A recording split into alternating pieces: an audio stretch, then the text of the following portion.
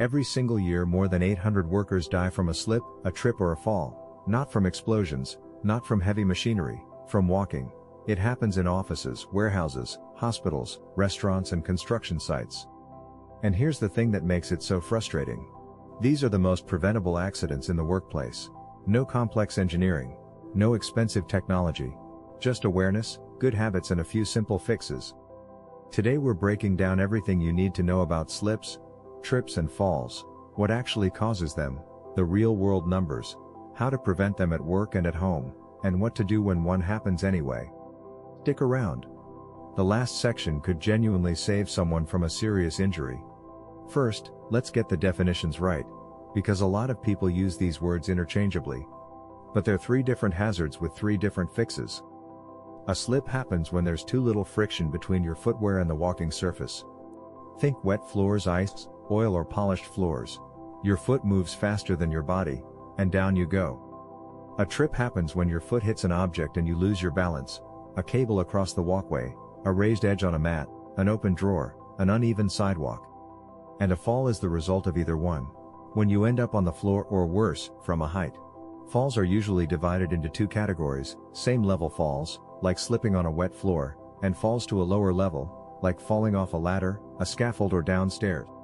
Why does this distinction matter? Because the prevention strategy is completely different.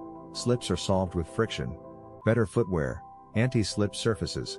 Trips are solved with clearance, good housekeeping, tidy walkways. Falls lower level are solved with guarding and fall protection, rails, harnesses, proper ladder use. Know the difference and you'll know exactly what to look for. Now let's talk numbers, because the scale of this problem is bigger than most people realize. According to the Bureau of Labor Statistics, slips, trips, and falls account for roughly 1 in 4 of all non-fatal workplace injuries in the United States. That's over 600,000 injuries every single year. Enough to fill a stadium. And it's not just the US, this is a global problem in every industry, in every country. The human cost is staggering, but so is the financial one. Falls alone cost employers tens of billions of dollars every year in workers' compensation, medical expenses, lost productivity and legal fees. The National Safety Council has estimated the total cost of fall-related injuries at around $70 billion a year. Let me put that in perspective. That's more than many countries' entire annual budgets. And here's the part that should get everyone's attention. Falls are consistently one of the leading causes of death in the workplace.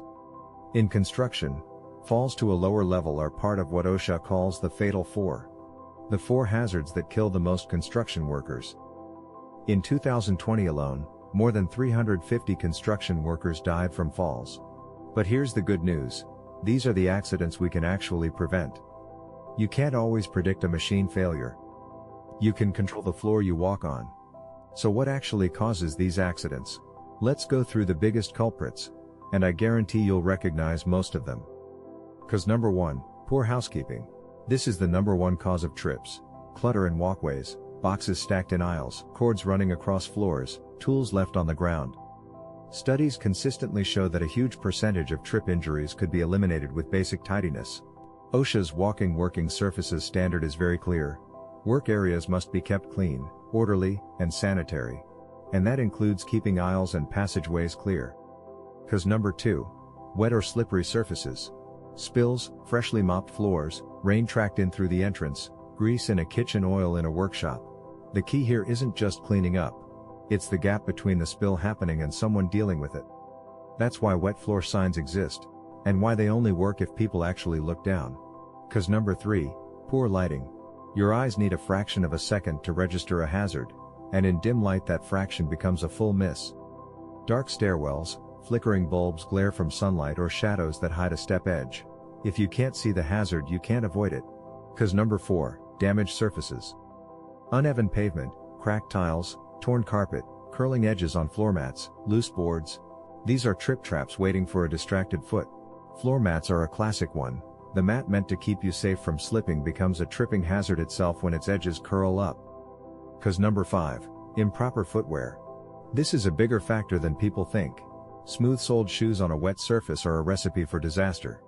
In industrial settings, footwear with proper slip-resistant soles isn't a luxury. It's personal protective equipment, just like a hard hat.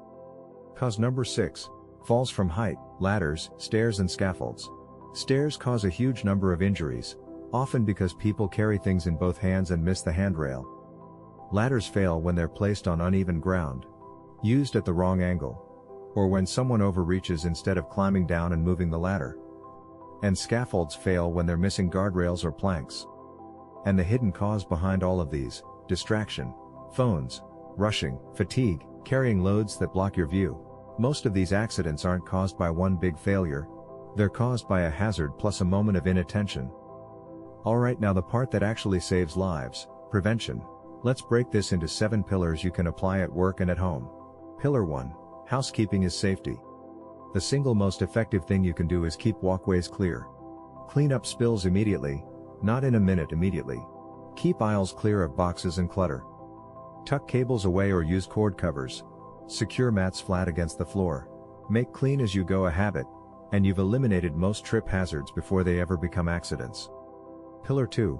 Warn, don't guess. When a floor is wet, put up a sign before you walk away. Mark changes in elevation. Use visual cues like yellow safety striping on steps and edges.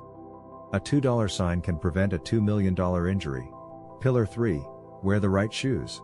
Choose footwear appropriate for your environment. In industrial or food surface settings, invest in certified slip-resistant soles.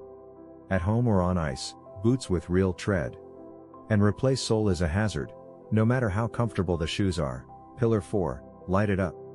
Make sure walkways, stairs and entrances are well lit. Replace burned out bulbs immediately. Add lighting at transitions, like the top and bottom of stairs. If a light's out, that's a hazard that needs fixing today, not next week. Pillar 5. Maintain and repair. Fix damaged flooring, loose railings, broken steps and torn mats promptly. Report hazards even if you can't fix them yourself. And if you're a manager, act on those reports fast. A hazard that's been reported and ignored sends a terrible message to the whole team. Pillar 6. Use ladders and stairs properly. The rules are simple and non-negotiable. 1. Maintain 3 points of contact on a ladder at all times. 2 hands and 1 foot or 2 feet and 1 hand. 2. Never overreach if you can't reach it. Climb down and move the ladder. 3. Set ladders on stable, level ground at the proper angle, and on stairs. Use the handrail every single time. It's there for a reason, and it's the single simplest fall prevention tool in existence. Pillar 7. Train and communicate. Safety isn't common sense, it's learned. Regular training, toolbox talks, and safety briefings dramatically reduce incidents. And when someone does have a near miss, treat it as a gift. Report it, investigate it, fix it. A near miss is a warning shot that didn't hit.